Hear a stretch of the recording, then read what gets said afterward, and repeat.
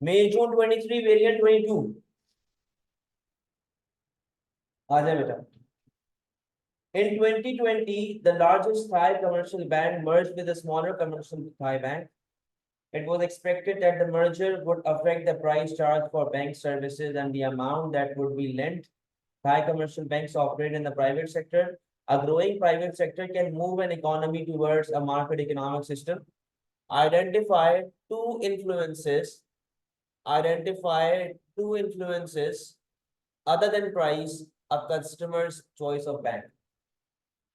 अच्छा, कहता है कि यार बैंक के अंदर प्राइसेस के अलावा आपके पास और क्या ऐसी चीजें होती हैं जो किसी भी कस्टमर को अट्रैक्ट करती हैं किसी पर्टिकुलर बैंक की तरफ। हाँ जी। Communication, location, loyalty, interest rates और customer service, internet services, mobile applications.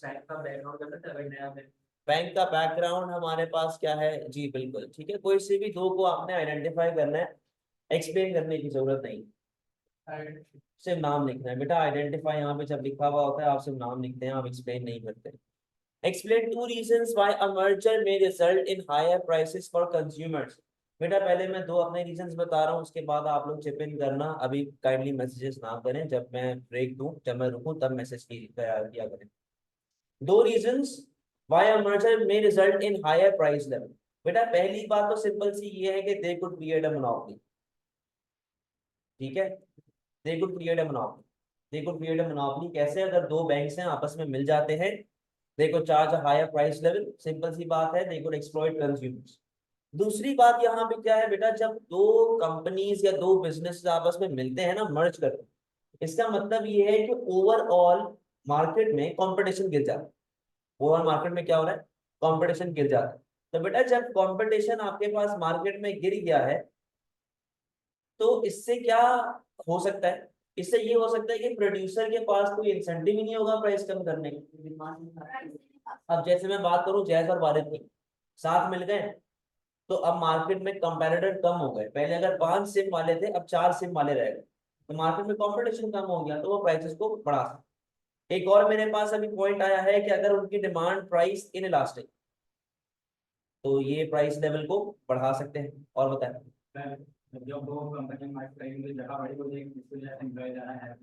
Excellent बेटा, बिजनेस की कॉस्ट ऑफ प्रोडक्शन बढ़ सकती है, तो to cover up the cost of production firms में इंक्रीज देयर प्राइस।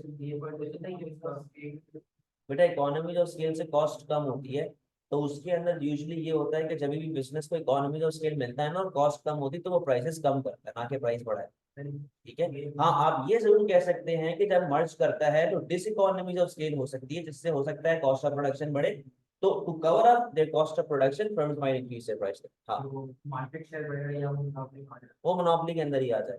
आप ब्रांड लॉयल्टी का जिक्र कर सकते हो यहाँ पे, कि दो दो फर्म्स आप आपस में मर्ज करती हैं, तो customer might be brand loyal towards them. जब वो ब्रांड लॉयल होगा तो producer might exploit that consumer. Monopoly innovation, ठीक। सही है, चार बातें बता दी, कोई सी भी दो आपने एक्सप्लेन करी। Analyse how an increase in bank lending can benefit an economy. बात सुनिएगा जरा बेटा, जब वो बैंक लैंडिंग की यहाँ पे बात करता है, इसका सिंपल सा मतलब क्या है कि ये किसकी बात कर रहा है? लोन्स की। ठीक है, लोन्स की बात। कहता है कि यार अगर बैंक लैंडिंग बढ़ जाती है तो उससे इकोनॉमी को कैसे बेनिफिट होगा। डिफरेंट तरीके, डिफरेंट तरीके। सिर्फ पहले तो देखो वो चीज को अपने आंसर में लिखा करो जो आप लोगों को याद है, जो मैंने बड़े डिटेल में बताई है। तो सिंपली पहली बात क्या है कि जब लैंडिंग हमारे पास बढ़ेगी तो इन्वेस्टमेंट पे क्या इफेक्ट पड़ेगा? इन्वेस्टमेंट बढ़ेगी तो एग्रीगेट डिमांड, एग्रीगेट डिमांड बढ़ेगी तो प्रोडक्शन बढ़ेगी, डिमांड फॉर लेबर बढ़ेगी, अनएम्प्लॉयमेंट। डायग्राम बनाने की जरूरत नहीं। सही। सेकंड पॉइंट, इसकी वजह से अगर बैंक लेंडिंग बढ़ती है तो इसकी वजह से हमारे एक्सपोर्ट्स पे क्या इफेक्ट आ सकता है? फिर वापस से वही बात है, एक्सपोर्ट्स बढ़ेगी तो फिर प्रोडक्शन बढ़ती है, लोगों के पास तनख्वाह आएगी, वेजेस आएंगी, लोगों के पास स्टैंडर्ड ऑफ लिविंग इंक्रीज होगा, ओवरऑल मुल्क में जीडीपी आपका बढ़ना स्टार्ट हो जाएगा। जी सुधेर। हाँ, न्यू इंडस्ट्रीज, न्यू इंडस्ट्रीज आएंगी। बेटा कंजम्पशन बिल्कुल बढ़ सकती है, कंजम्पशन बिल्कुल बढ़ सकती है। जब सेविंग कम होगी कंजम्पशन बढ़ जाएगी, स्टैंडर्ड ऑफ लिविंग हो गया ना उसके अंदर। हाँ, आप बिल्कुल बता सकते हैं। कि हमारे पास ये मुल्क में सेविंग कम हो गई, स्पेंडिंग बढ़ गई, जिसकी वजह से मुल्क में मल्टीप्लायर इफेक्ट आना स्टार्ट हो गया, इकोनॉमिक ग्रोथ आना स्टार्ट। और बताएं कोई पॉइंट। हाँ जी सेम होती है। हाँ कोई और पॉइंट जहन में आ रहा है। बेटा एक बात सुनो, अगर बैंक लैंडिंग बढ़ जाती है तो बैंक लैंडिंग बढ़ाने का एक सिंपल सा मतलब क्या हो सकता है कि आपका इंटरेस्ट रेट कम हो रहा है। ठीक है, जब बेटा इंटरेस्ट रेट, अब देखो मैंने 2 पॉइंट एडी के साथ ऑलरेडी लिंक कर दिया, मैं इंटरेस्ट को किसके साथ लिंक करूंगा, एग्रीगेट सप्लाई के साथ। जब इंटरेस्ट रेट कम होगा तो उससे कॉस्ट ऑफ प्रोडक्शन कम होगी तो aggregate supply.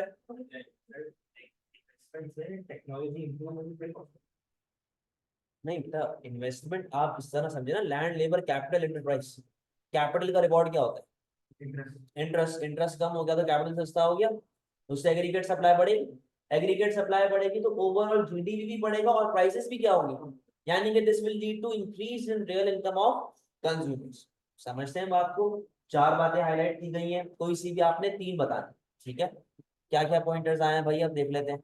Increase in investment, बिल्कुल ठीक बात है सर, कैपिटल लेंगे जिसकी वजह से एक्सपोर्ट में इंक्रीज, हाँ जी लिख सकते हैं आप बिल्कुल। और सर स्पेंडिंग लिख सकते हैं। पॉइंट लास्ट वाला समझा दें वापस, इंटरेस्ट वाला वापस भी सुने बेटा। Land labour capital enterprise, capital का पेमेंट क्या होता है, इंटरेस्ट। कैपिटल का रिवॉर्ड क्या होता है, इंटरेस्ट। तो बेटा अगर कोई भी फैक्टर ऑफ प्रोडक्शन का खर्चा कम होता है, यानी कि रेंट कम हो गया, वेजेस कम हो गई, इंटरेस्ट कम हो गया, इससे सप्लाई पे क्या इफेक्ट पड़ेगा, बढ़ जाएगी ना। तो इंटरेस्ट रेट कम हो रहा है तो कैपिटल पे क्या इफेक्ट आएगा, जब कैपिटल कम हो, कैपिटल सस्ता होगा तो कैपिटल बढ़ेगा भी। ठीक है, कॉस्ट ऑफ प्रोडक्शन कम होगी तो सप्लाई क्या होगी, बढ़ेगी। सप्लाई बढ़ेगी तो प्राइसेस कम होगी, आपका जीडीपी बढ़ जाएगा। ये पॉइंट आप समझते हैं बात, क्लियर है पूरी कहानी, कोई टेंशन वाली बात तो नहीं है। ठीक, last part, discuss whether or not a market economy allocates resources in the best possible way. यार इसका पार्ट डी है तो चलो मैं आप लोगों के लिए यहाँ पे पॉइंटर्स बता देता हूँ। ये 1 का डी है, ठीक है। तो बड़ा सिंपल सा आंसर है, कहता है कि यार क्या market economic system best possible way में रिसोर्सेज को एलोकेट करता है। तो यहाँ पर जो आपका बात आई ना, जब एलोकेट करना, देखो इसने एक पॉइंट यहाँ पे आपको हाईलाइट करना पड़ेगा, एलोकेट रिसोर्सेज। एलोकेट रिसोर्सेज का मतलब क्या होता है, क्या ये किस चैप्टर के साथ लिंक कर रहा है, ये लिंक कर रहा है मार्केट फेलियर के साथ। आंसर को तोड़ना सीखो, आंसर को समझो कि ये किस चैप्टर से लिंक कर। अब जब उसने बोला एलोकेट रिसोर्सेज, यानी कि ये मार्केट फेलियर से लिंक, तो कहता है कि यार क्या प्राइवेट सेक्टर, जो प्राइवेट सेक्टर हमारे पास है, अगर मैं उसके हाथ में खुली फ्रीडम छोड़ दूं तो क्या ये मेरे लिए बेस्ट है, क्या कभी भी मार्केट फेलियर नहीं होगी, क्या हमेशा आप बेस्ट पॉसिबल वे में रिसोर्सेज को एलोकेट करेंगे। तो आपने यहाँ पे बेनिफिट्स एंड ड्रॉबैक्स बता। अगर आप लोगों को अपना आंसर स्टार्ट करना नहीं आ रहा, आप लोग मार्केट फेलियर की, मार्केट फेलियर तो नहीं है, मार्केट इकोनॉमी की या एलोकेशन ऑफ रिसोर्सेज की डेफिनेशन से अपना आंसर स्टार्ट कर सकते हैं, बट उस माइंड में रखिएगा उसमें कोई मार्क्स नहीं। हाँ ये है कि आपको स्टार्टिंग पहला गेम लग जाएगा आप लोगों का और आप आपका आंसर स्टार्ट हो।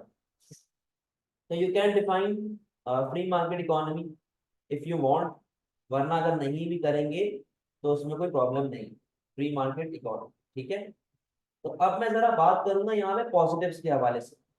बेटा पहला पॉजिटिव, क्योंकि हमारे पास कंपटीशन ज्यादा है, क्योंकि हमारे पास बेटा कंपटीशन ज्यादा है, तो they will try to keep their cost लो।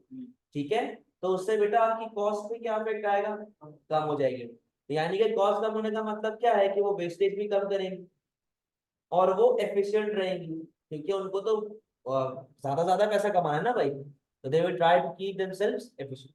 उसके बाद और पॉजिटिव पॉइंट्स आप यहाँ पे क्या लिख सकते हैं भाई, कि ये हमेशा क्वालिटी पे फोकस करते हैं, क्वालिटी हमेशा बेस्ट होती है।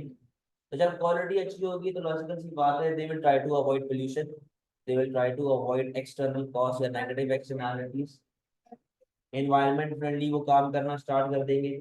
अच्छा बेटा ये लोग और क्या काम करते हैं, ये लोग इनोवेशन करते हैं, ये लोग रिसर्च एंड डेवलपमेंट करते हैं, ये लोग महंगी टेक्नोलॉजी यूज करते हैं। जब ये लोग महंगी टेक्नोलॉजी, रिसर्च एंड डेवलपमेंट और ये सारी चीजें करेंगे तो बेटा आजकल जो मशीन्स आती हैं, देखो अपने आंसर को आईटी के साथ भी लिंक करना सीखें। आजकल जो मशीन्स आती हैं दे आर इको फ्रेंडली। ठीक है, और इको फ्रेंडली का मतलब क्या है कि नुकसान नहीं होगा सोसाइटी में, ठीक है, एक्सटर्नल कॉस्ट या मॉरल हैजर्ड एज सच पैदा नहीं होगा। समझे बात को? क्या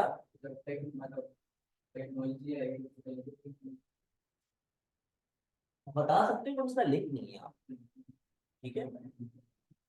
सर वो लेकिन नहीं ना, पोटेंशियल इंक्रीज होगा, टेक्नोलॉजी से सप्लाई बढ़ी, जिससे प्राइसेस कम होंगी, ये तो बात प्राइसेस का तो सवाल ही नहीं है ना, सवाल है सोसाइटी के हिसाब से एलोकेशन ऑफ रिसोर्सेज के।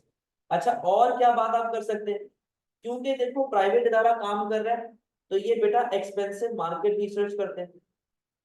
एक्सपेंसिव मार्केट रिसर्च का मतलब क्या है कि उन्हें पता चल जाएगा कि कंज्यूमर कितना माल खरीदने के लिए बैठा हुआ है, तो वो सिर्फ उतना माल बनाएंगे जितना सोसाइटी में रिक्वायर्ड, यानी कि वो अंडर एलोकेशन और ओवर एलोकेशन के मसलों से बच जाएंगे, चांसेस है।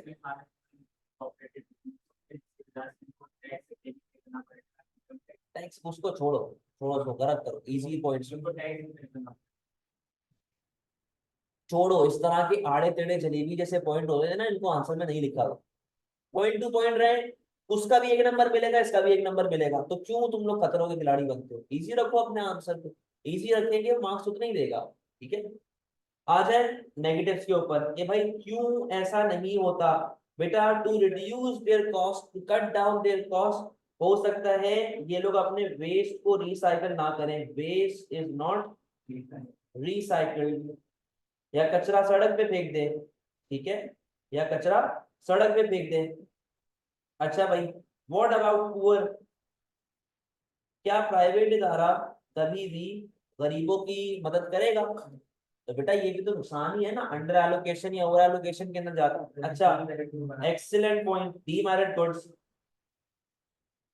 डीमेरिट गुड आपके पास ज्यादा बनता है, क्यों ज्यादा बनता है बता देना, क्यों ज्यादा बनता है जी। और मेरिट गुड का क्या हिसाब किताब होता है भाई, क्यों कम होता है? Profit margin. समझे, ये सारे पॉइंट्स आपने यहाँ पे बता। What to produce, how to produce for whom, sir definition के मार्क्स नहीं है बेटा, नहीं है, एग्जामिनर की तरफ से नहीं है, मैं क्या कर सकता हूँ। नेगेटिव, दे में डू वेस्टेज, ठीक है सर, ओनली वेल एजुकेटेड लोगों को हायर करते हैं, ठीक है, अनएम्प्लॉयमेंट की भी प्रॉब्लम्स आती है। तो बेटा चार बेनिफिट्स चार ड्रॉबैक्स है, कोई से भी तीन तीन आप बता दो, या दो तीन बता दो, मोर देन एनफ, सही। बेटा तो मैंने लिखे है ना, अभी मैंने आपको बताया, या तो आपको तीन तीन पॉइंट्स लिख लो, या दो और तीन पॉइंट, सही, पांच पॉइंट। हाँ तो अगर आपका एक पॉइंट गलत हुआ ना, वो उसको छोड़ के नेक्स्ट पे चला जाए। क्या लिखा हुआ है भाई, अब जिस बच्ची का मैंने आंसर ग्रुप पे शेयर किया था, उसने एक आंसर में चार बेनिफिट्स चार ड्रॉबैक्स या पांच बेनिफिट चार ड्रॉबैक ऐसे लिखे, उसके आंसर मैंने उसमें लिखा हुआ बी टू लेंथी। वो लेंथी मैंने क्यों लिखा है, ताकि एग्जाम में ऐसा ना हो यार कि टाइम खत्म हो जाए, टाइम मैनेजमेंट अगर ना हो पाई तो इश्यू हो जाएगा। बट वो बच्ची अपने साइड पे सेफ साइड खेल रही है कि यार अगर ये पॉइंट गलत होगा तो चलो इस पर मार्क मिल जाएंगे, स्ट्रैटेजी भी ठीक है। बट ये स्ट्रैटेजी आपने सिर्फ तब करनी है जब आपको पता है कि आप अपना पेपर कंप्लीट कर लो, जैसे उस बच्ची को पता है कि वो कर लेगी, और उसने एग्जाम में कर भी लिया था हमारा जो नोट हुआ, तो उसके लिए टेंशन नहीं है। अब आप लोग वो स्ट्रैटेजी तब फॉलो करेंगे जब आपको श्योर हो कि आप लोग एग्जाम में पूरा कर लें, ठीक है सर। ओनली आगे है question number 3। Canada's private sector firms have a number of different objectives. The quantity and quality used by these firms, including farms, has increased. There has also been increased investment with the firm buying more capital goods. In 2021, the Canadian government encouraged higher investment and aimed to prevent a rise in unemployment. Identify two objectives of private sector firms. Profits, survival, cost of production कम रखना, market share बढ़ाना, icon मतलब वही नहीं, economy of scale objective नहीं है जो आप लोगों ने बिजनेस स्टडीज में पढ़े हुए हैं, वही है सर, कुछ नया नहीं। Explain one reason why the quantity of land may increase and one reason why the quality of land may increase. बेटा क्वांटिटी ऑफ लैंड कैसे बढ़ सकती है आप, यानी मुझे याद पड़ा, मैंने पेपर कराया ये मैंने क्लास नहीं करा है, वरना ये आता है किसी टेस्ट में दिया है, नहीं नहीं क्लास में करा है, अभी जो आपके साथ नहीं तो क्लास। चलो खैर वापस कर लेते हैं, क्योंकि ये वाला क्वेश्चन पढ़ के मुझे याद आ गया, मैंने करवाया। खैर कोई बात। वन रीजन व्हाई क्वांटिटी में इंक्रीज एंड वन रीजन में व्हाई क्वालिटी में इंक्रीज। तो बेटा क्वांटिटी कैसे इंक्रीज हो सकती है आपकी, जब आप वाइल्ड लाइफ को काटना शुरू कर दो, आप वहां पे बिल्डिंग्स बनानी स्टार्ट कर दो, आप समंदर को थोड़ा पीछे धकेल के वहां पर जो है सिविलाइजेशन लाना शुरू कर दो। आप लोग जी और क्या कर सकते हैं, इस तरह कोई नहर जा रही है या फिर कोई रिवर जा रहा है, आपने उस पर डैम क्रिएट कर दिया और डैम बनाने के बाद आपने पानी का रास्ता रोक दिया। पानी का रास्ता जब रुका तो वहां पर आपको जमीन मिल गई टू कल्टिवेट या फिर टू फार्म टू लिव। इस तरीके से आपके पास ये आपके पास आ गया है, increase the quantity of land. How to increase quality of land. भाई जहां पर भी आप काम कर रहे हैं वहां पे आसपास हॉस्पिटल्स हो, आसपास पानी का निजाम हो, इंफ्रास्ट्रक्चर हो, स्कूल्स हो, रोड्स हो, सिविलाइजेशन हो, इन सब से आपके पास क्वालिटी ऑफ लैंड इंक्रीज होता है। ठीक है, इन सब से क्वालिटी ऑफ लैंड। हाँ ये रहा, मिल गया। हाँ मिल गया, सॉफ्ट ड्रिंक और दूध वाला ना। चलिए ये वाला पार्ट तो करें। Analyse how an increase in investment में affect unemployment. Analyse how an increase in investment में अफेक्ट अनएम्प्लॉयमेंट। बेटा जब इन्वेस्टमेंट बढ़ती है तो उससे आपकी अनएम्प्लॉयमेंट के ऊपर क्या अफेक्ट आता है। तो बड़ी सिंपल सी बात है यार, जब आपके पास इन्वेस्टमेंट बढ़ेगी, पहली बात तो उसकी वजह से पहला आपका एडी बढ़ेगा। एडी बढ़ेगा तो आपके मुल्क में अनएम्प्लॉयमेंट, डिमांड फॉर लेबर बढ़ेगा। बेटा जब इन्वेस्टमेंट बढ़ेगी तो एग्रीगेट सप्लाई में क्या इफेक्ट आएगा। एग्रीगेट सप्लाई बढ़ेगी तो उससे भी हमारे पास क्या मामला होते हैं, हमारे मुल्क में ओवरऑल प्रोडक्शन वगैरह बढ़ती है, डिमांड फॉर लेबर अपने पास बढ़ती है, अनएम्प्लॉयमेंट कम हो जाए। अच्छा, और बेटा इन्वेस्टमेंट बढ़ने का मतलब क्या है कि लोग किसकी तरफ जा रहे हैं, जब वो कैपिटल इंटेंसिव की तरफ जाते जा रहे हैं। कैपिटल इंटेंसिव का मतलब है कि they will have to fire a few of their workers. जब वो अपने कुछ वर्कर्स को नौकरी से निकाल देंगे, बेरोजगार कर देंगे, तो आपके मुल्क में अनएम्प्लॉयमेंट बढ़ना चाहिए। अरे तो वही तो कह रहा हूँ, कष्टों में बोल रहा हूँ, समझे। कोई टेंशन वाली बात तो नहीं है, क्लियर है। डॉलर आज तुम पायलट बन के आए हो। सर आंसर लेंदी होने से मार्क्स डिडक्ट नहीं है, मार्क्स डिडक्ट नहीं है।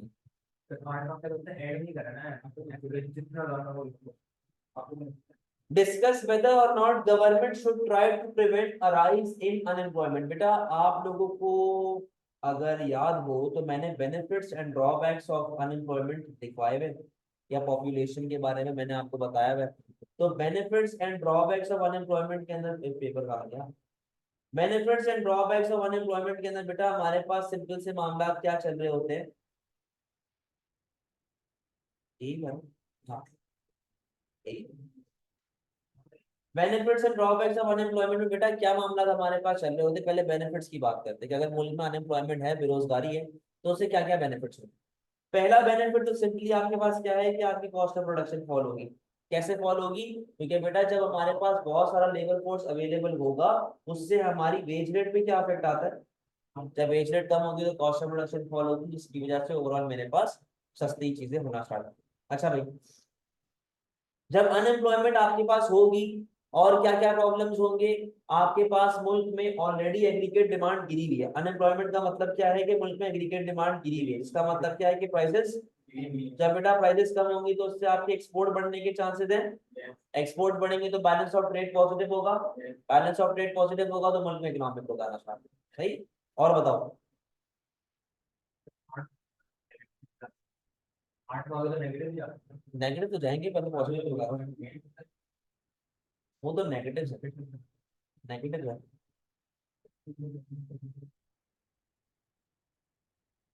अनएम्प्लॉयमेंट के बेनिफिट्स, बेटा एक बात सुनो, जब इंसान बेरोजगार होता है डिफरेंट जगहों पे हाथ पैर मारता है। जब वो डिफरेंट जगहों पे हाथ पैर मारेगा नौकरी के लिए, तो मैं इससे ये बात कह सकता हूँ कि यार वो नई स्किल सीखने की कोशिश करेगा, वो नई चीजें सीखने की कोशिश करेगा, अपनी एजुकेशन पे खर्चा करेगा, अपनी नॉलेज के ऊपर खर्चा करेगा। यानी कि जो वर्कर हमारा है, he will try to learn new skills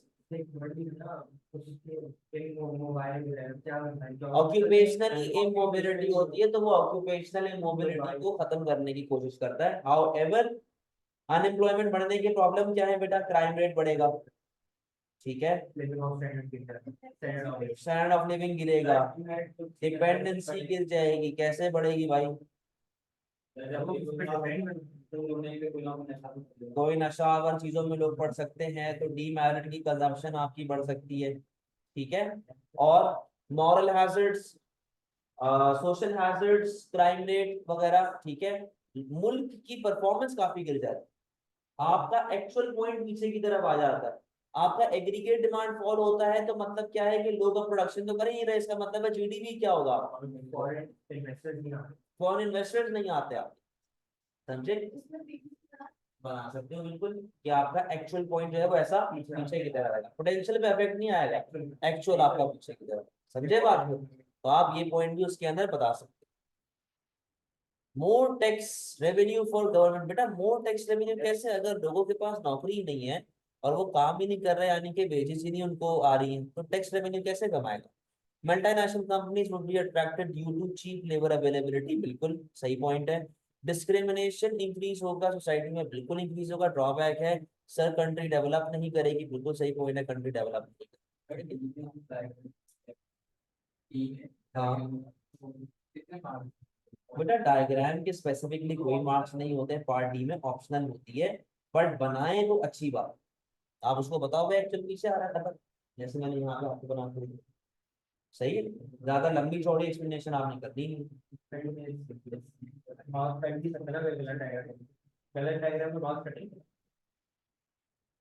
इतना डिटेल में वो नहीं जाता, बट अवॉइड करें इस चीज को, क्लियर है, समझ गए हैं बात को।